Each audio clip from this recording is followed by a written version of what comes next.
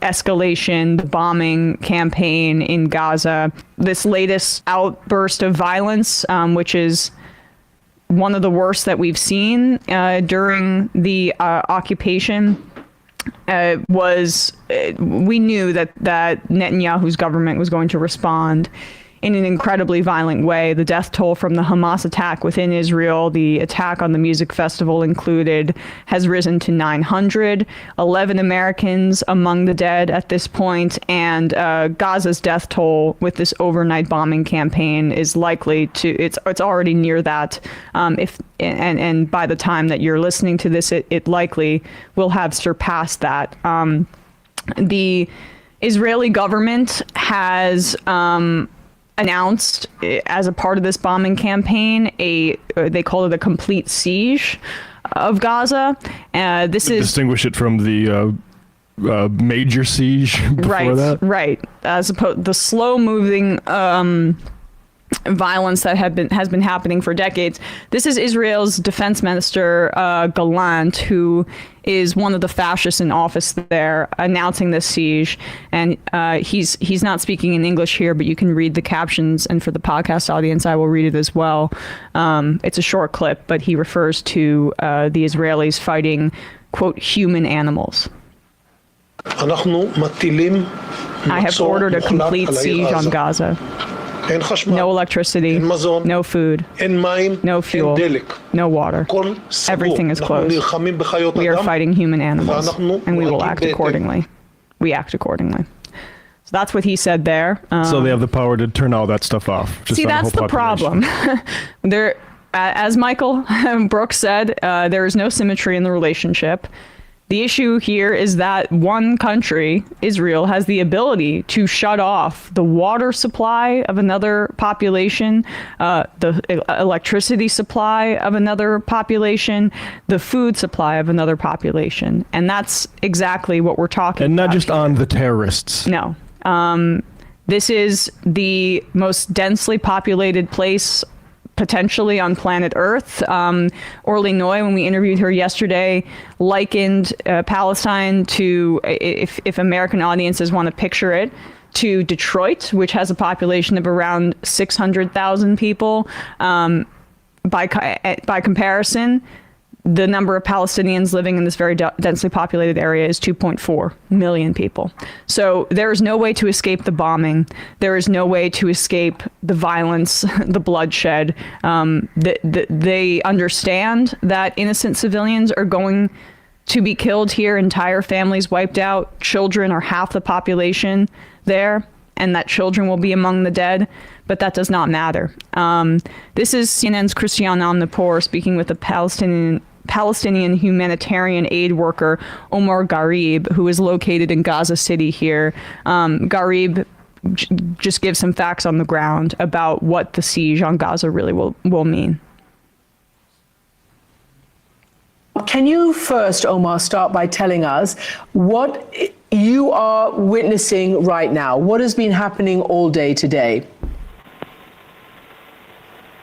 Yes, thank you for having me, Christian.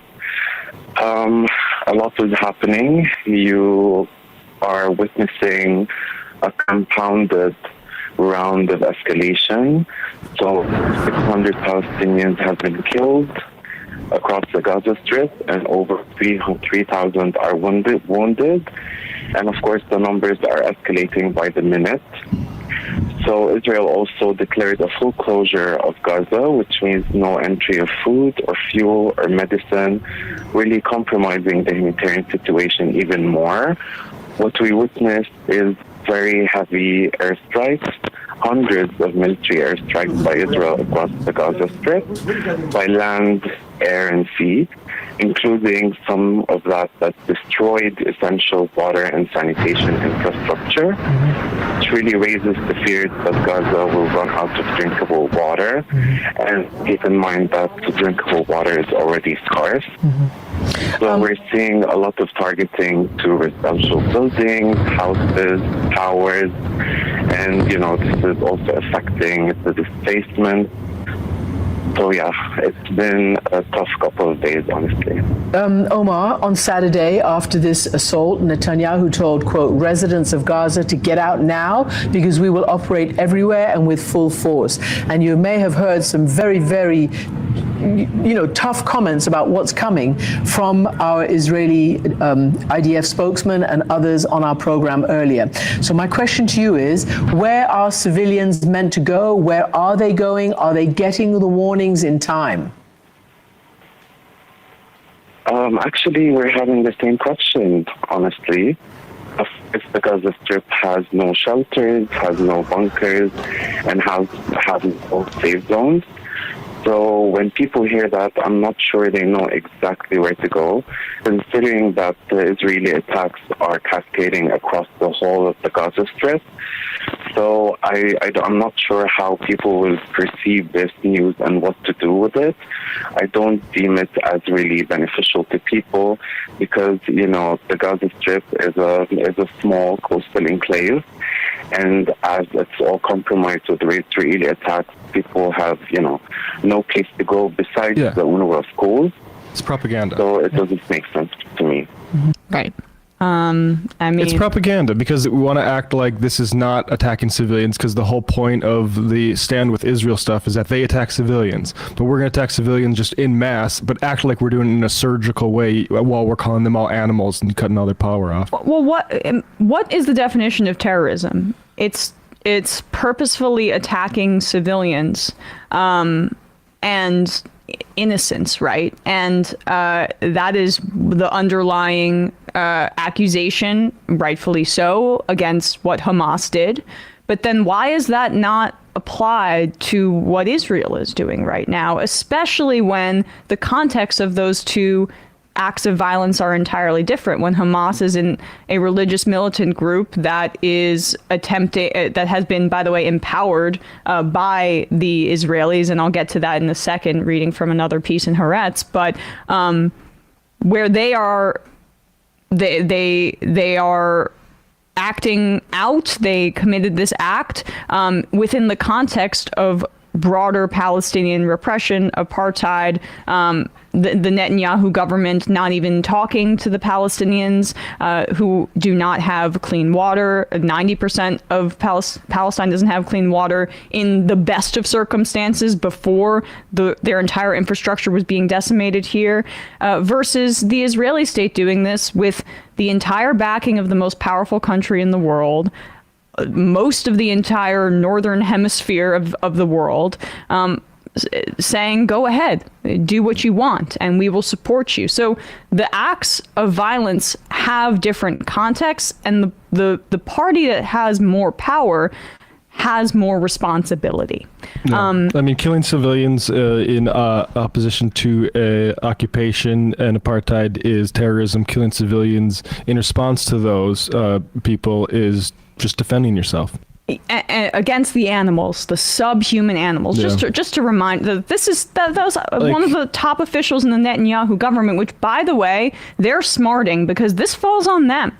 Part of the reason that the southern border was not very secure from the Israel's perspective is because Netanyahu and that guy, was it Gallant and Ben-Gvir, have Netanyahu's basically outsourced it to them and said, go ahead, the occupation is your job, the pogroms is your job, essentially. And the troops that had previously been protecting that border and monitoring it were protecting the settlers as they were taking Palestinian land. They had been diverted to help with the settlements. That's part of the issue here. I wanted to read from this piece in Haaretz, as I did yesterday. This is I'm trying to find the name of the author here. Bradley, maybe you can find it as well. I retweeted it. But this is a piece that basically is scathing towards Netanyahu, and I think appropriately so. It's impossible to close your eyes to the reality. There's a clear connection between the corruption trial, the government's judicial overhaul, and the greatest failure since the Yom Kippur War of 1973, perhaps even since the establishment of the state. Admittedly, the intelligence agencies failed inconceivably at foreseeing the actual attack, but they warned Netanyahu time and again in recent months that Israel's enemies had identified a historic weakness, making the likelihood of war higher than it has been since the Second Lebanon War of 2006. Yet instead of quelling Justice Minister Yariv Levin, National Security Minister Itamar Ben-Gvir, and Finance Minister Bezalel Smotrich, due to this danger, Netanyahu prioritized ensuring his personal survival and the integrity of his coalition at the price of capitulating to insane, messianic racists. To this end, he turned his domestic rivals into enemies and systematically destroyed the connective tissue that, with great difficulty, has held Israel's society together. Effectively, Netanyahu's entire worldview collapsed over the course of a single day. He was convinced that he could make deals with corrupt Arab tyrants. This is referring to the efforts at normalization with Saudi Arabia, brokered by the Trump administration and continued by the Biden administration, which is horrific in terms of the Palestinian issue. But he was convinced that he could make deals with corrupt Arab tyrants while ignoring the cornerstone of the Arab-Jewish conflict, the Palestinians. His life's work was to turn the ship of state from the course steered by his predecessors from Yitzhak Rabin to Ehud Olmert and make the two-state solution impossible. En route to this goal, he found a partner in Hamas. And this is the quote. Anyone who wants to thwart the establishment of a Palestinian state has to support bolstering Hamas and transferring money to Hamas, he told a meeting of his Likud party's Knesset members in March 2019. This is part of our strategy to isolate the Palestinians in Gaza from the Palestinians in the West Bank. If you don't like Hamas, take it up with Bibi. The author's name of this piece is G.D. Weitz. All right, folks. All the violence is lamentable, and it's all on the doorstep of the Israeli government, particularly Benjamin Netanyahu. And the solution is ceasefire. Not violence is the answer, which is what Bibi Netanyahu is saying right now. Yes, violence is the answer. Jake Auchincloss is saying, yeah, violence is the answer for a little bit, and then violence won't be the answer again. No, ceasefire, and then we need to move toward an end of this occupation and rights for people.